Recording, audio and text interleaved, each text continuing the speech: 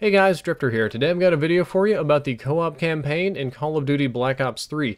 If you haven't already noticed by the title of the video what I'm talking about, or the rest of the internet, Call of Duty Black Ops 3 has a co-op campaign. This is the first Call of Duty to ever have a co-op campaign, at least as far as I know, the first one in a very, very long time. So this is pretty groundbreaking. It can be co-op split screen, co-op LAN, or co-op online. A lot of different ways to co-op, and it works kind of like this. If you're playing single player, as I mentioned in the campaign details video, you play with AI squad mates. I'm not sure if it's 4 of them or 3 of them. I know that there are 4 names that show the members of the squad that hover above your ammo count on the right side of the user interface, and I'm not sure if one of those names is you or if you have 4 other. It'd be kind of cool if you could do 5-player co-op, but I'm gonna bet that it's gonna be 4-player co-op. And your AI squad mates, they have all the same moves and abilities that you do, and they work with you through the campaign. But if you want to do co-op, depending on how many people you load in, each one of these people will take control of an AI squad mate. They're not weak, they're not sidekicks, they're not side characters. Again, they all have the same abilities, levels, weapons, and stuff that you do. It's also not a limited or separate co-op campaign. Some games will say they have a co-op campaign. It's more like a horde mode or like side missions or bonus missions.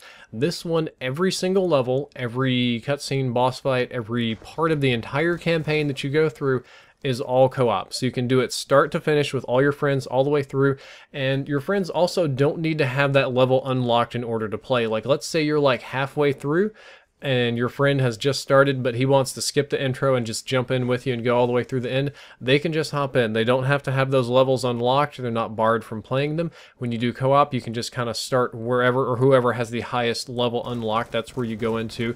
The enemies / difficulty will scale with the amount of players. The more people you put in the game, the more enemies there will be, the harder they will fight. That just makes sense. It would be really boring if you had the enemies having the same difficulty or level of easiness with 4 people, because then you could just kind of run over them and massacre them. One interesting thing that I did see is that when you play with co-op members, you get this omni-aware vision thing. This goes back to the direct neural interfacing, the sharing of soldiers, some of the stuff I talked about, how they kind of did in Metal Gear Solid. Since you all have cybernetic augmentations in your brains, or cyber brains, you can all share your vision with your teammates. Your teammates can see what you see, and since, you know, a flat TV screen will not simulate you having 4 sets of eyes, what it will do though is if you look at an enemy that's hiding behind a car and your teammate cannot see that enemy because the car is obstructing it, it'll put a marker on him so that your teammate knows that there's an enemy hiding behind that object because you have vision on them and you can see through each other's eyes or whatever. And the more people you have with you, the more this omni-aware vision mechanic helps keep you alive. I think it's kind of cool, and I do think that this is something that's going to be a thing in the future. Maybe not 2060, maybe not 2100, but omni-aware vision, sharing information, enemy intel, stuff like that, that's definitely going to be a thing for military. When you do this co-op campaign, you have the option to load in different characters that have different abilities or progress tree progression, kind of unlock cybercore, whatever.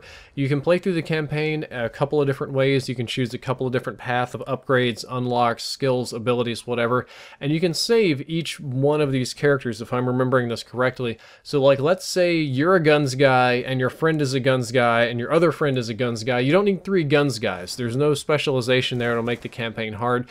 But let's say you have an alternate account that's a hacker, and your other dude has an alternate account that's like a cybernetic something. I don't really know what all of the things are. You can hop on your alternate co-op campaign accounts and play with your friend who's the guns guy, and you all have your specialties and you can work together and do that sort of thing. There's no level caps, no level requirements, or need to split up. Like if your friend is level, I don't know how many levels it goes up to. I'm literally going to make them up here. Don't quote me on this. Like level 20 or whatever, and you're level 2, it's not going to prevent you from joining the level 20. It's not going to say, hey, the level difference is too big, you can't do this. Hey, your friend is max level and you're a scrub, you can't do this. Hey, the enemies are going to be too bad, you can't play. It won't do that. It's automatically going to scale. It's very easy to hop into and out of. And there's one interesting thing about this that they talked about, kind of blows my mind. Treyarch is going to try to reinvent the friends list or friends system on different consoles and PC or whatever. There is a completely new lobby system for campaign, for zombies, for multiplayer, so that when you party up with your friends, you don't have to back out of the lobbies to go to different things. Because in Call of Duty right now, even if you want to go to private match, you got to back out, close the lobby. You want to go to zombies? Let's go to the zombies menu. Let's reinvite people. You want to do campaign? Let's go to camp. Oh, you can't do that. You just play campaign by yourself, but you have to close it out. Here you're going to have one omni lobby, one lobby for all things and just change it to whatever it is that you want. You don't have to back out to the main menu, but they're also going to kind of include a new friend system that's separate from the Xbox Live and PSN and Steam system, so that you can have your friends on COD just on their own little social network. You can have your Call of Duty friends, and as this was described to me by some of the developers, you know, maybe you have guys that you like playing Call of Duty with, maybe you're really good buds, but maybe you don't want them to see all of the things you're playing on Netflix. Maybe you're casual acquaintances, but not, you know, enough to be like real friends. Because on the new consoles, they're really pushing to share your real name thing, which not everybody's comfortable with. So they're developing some kind of new social system or COD friends list or something like that, just for your COD friends, so you can keep all of that separate. And I, as a YouTuber, think that could be really cool, because I could add a whole lot of people as my COD friends, so that it could be really easy to hop in and out of games with my fans and not have them kind of stalk me through all the Xbox and PlayStation networks and stuff like that. I think that would be a cool thing. And as for the campaign, the co-op, how it plays, how it looks, the degree of replayability, customization, how much stuff you can put in your safe house, which I'm going to do an entirely different video just on the safe house, it seems kind of Destiny-ish.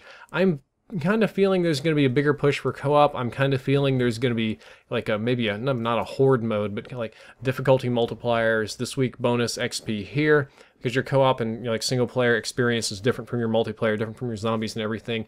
And people kind of took to that grindy Destiny thing, and I really think that this is designed to appeal to those people that just like smashing the AI over and over and over again.